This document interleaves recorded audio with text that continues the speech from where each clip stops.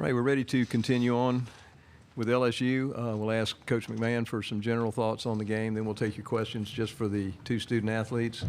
Excuse them back to the locker room, and then we'll finish up with Coach. So, Coach, would you begin? Yeah, thanks a lot. Honored to be joined here by Hunter Dean and Trae Hannibal.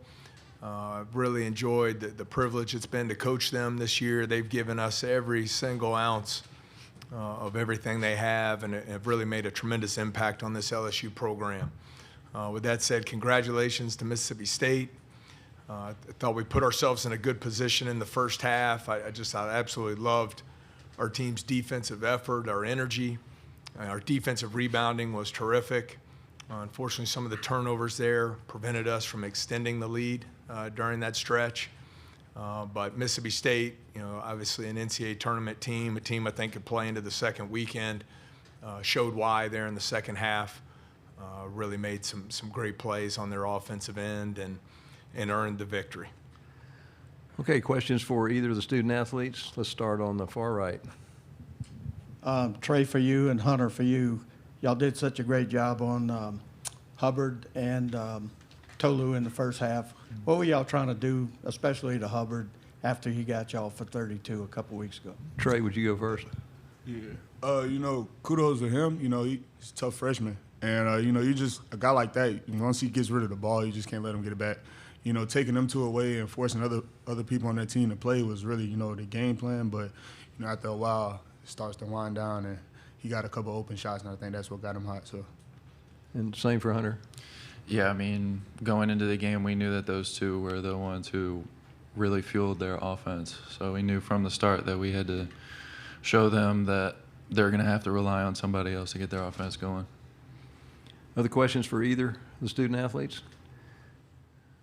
Okay, let's go back to the right. Trae, y'all had a 7-point halftime lead, and, of course, you knew that they were going to make a run. But where did it kind of go wrong in the second half?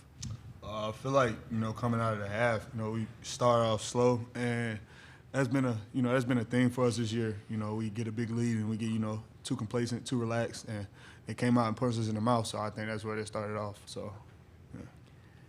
Any other questions for either the student athletes? Last call. Got one more? Go ahead. Hunter, y'all had a 10-rebound advantage in the first half. Second half, they kind of more than even it out.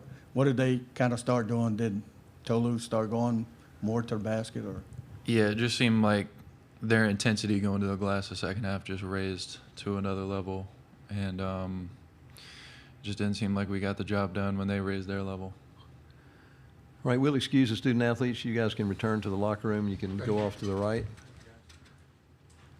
And we'll continue on with Coach McMahon. So if you have a question, please raise your hand and we'll get one of the remote mics to you.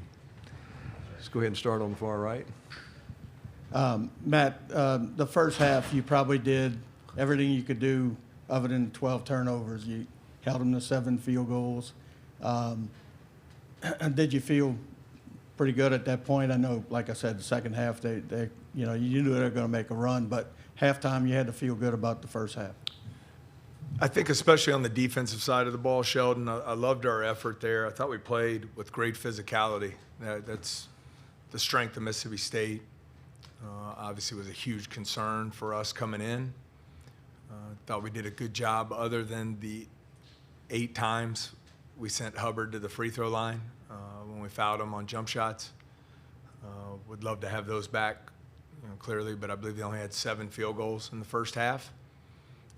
But I don't think we took advantage in that stretch on the offensive side. We had 12 turnovers. We were 2 for our first 7 at the free throw line, and we finished 13 of 14 from there. But we weren't able to extend the lead during that time. And credit to them, we knew they'd come out ready to go to start the second half. And for whatever reason, we weren't locked in to play at the level that was required for this game when that second half started. Other questions for Coach McMahon? Okay, let's go to the center aisle. Matt, we'd have every other coach that's been up on the dais talk about how strong the league is. You know, you've had a couple of years now, gone through the cycle. Can you kind of assess where the league is in your mind and what makes it so good now? Well, I think you look at last year, I believe Arkansas went to the Sweet 16. They were the 10 seed in this tournament last year. And so I think that speaks to the depth of the league. You know, it's the #1 offensive rebounding league in the country. It's the #1 league in the country when it comes to blocking shots. So I think that speaks to the athleticism and physicality around the basket. And then you look, I think the league this year just so much better offensively. Teams shoot it much better from behind the three-point line. You have offenses that are putting up 100 on a regular basis. It's just an elite league, you know, top to bottom. Other questions for Coach? Let's go back to the right. After the game in Baton Rouge when Hubbard got 32, what was the plan today? Just to throw as many guys at him and disrupt them as much as possible? Well, we did a good job in the first half. I think he was 1 for 6 from the floor. Unfortunately, I had those fouls on jump shots that got him some free throws there. But we wanted to try and mix some coverages. We guarded him multiple ways on ball screens. We guarded handoffs multiple ways. I thought Coach Jans made a nice adjustment, used him as a screener some, and that hurt us because of the attention we were paying to him to try and take his shots away. So I thought they did a good job there. But just a really good player, you know, and we, on an offensive rebound, he got a kick out dagger 3 there, and then when they really needed a shot, he came flying off a screen and hit a huge 3 there in front of their bench. He just, you know, he's a tough cover, and you know, he wasn't quite as efficient as he was in the first matchup, but at the end of the day, he still got us 24 points. Had a question back on the center aisle. Yes, just a quick follow-up on the strength of the league. You obviously knew what you were getting into when you signed up here. Was there anything at all that kind of surprised you, that it's really stood out, that you said, hey, this was something I did not expect? I don't know if a surprise. I mean, you're looking at this league, it's, you know, most NBA draft picks by far in the country over the last 4 years, twice as many lottery picks as any other league, so you know the talent is off the charts. You go down the roster of coaches, you've got multiple Hall of Fame coaches, guys who are already in the Hall of Fame and still coaching, and then guys that'll be in the Hall of Fame one day. I think the rim protection is just incredible. You have to be able to finish some plays at the rim. You go in there with soft layups, it's not going to work out very well for you in this league. I don't know that that was a surprise, but it certainly stands out, and we saw it again tonight. Any other questions? Okay, far right.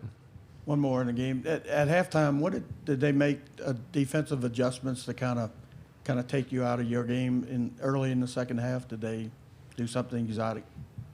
Well, they went to it late in the half. The 2-2-1 slowed us down a little bit. You know, we had a couple kind of uncharacteristic turnovers against it. Just looked like we weren't quite ready to receive passes for some reason there. But they make it really difficult on you, Sheldon. Their defense is terrific. Coach Jans has long been known as an excellent defensive coach. They really pressure you. They deny a lot of passes. They'll switch some things to take you out of what you want to do and put you in a position where you need to really space the floor and attack off the bounce and then make the right read when they come with their aggressive help from the weak side. And you know, I thought at times we did a good job there. We had some really good possessions in the first half when we didn't turn it over. But there in the second half, we just weren't able, you know, to execute and finish plays at the level winning would have required today. Got time for one more, if anyone has one. All right, thank you. And I'll close by saying I have great admiration and respect for the effort of our players today. Thought they came in locked in, ready to go, competed at the highest of levels on the defensive side and on the glass. And unfortunately, we just weren't able to score enough there in that run in the second half or slow them down once Hubbard got going. But really proud of our players for their response when adversity hit multiple times this season, and hopeful that we'll have the opportunity to continue to play. Thanks so Thank much. you. Go off that way, Coach. Yes, sir.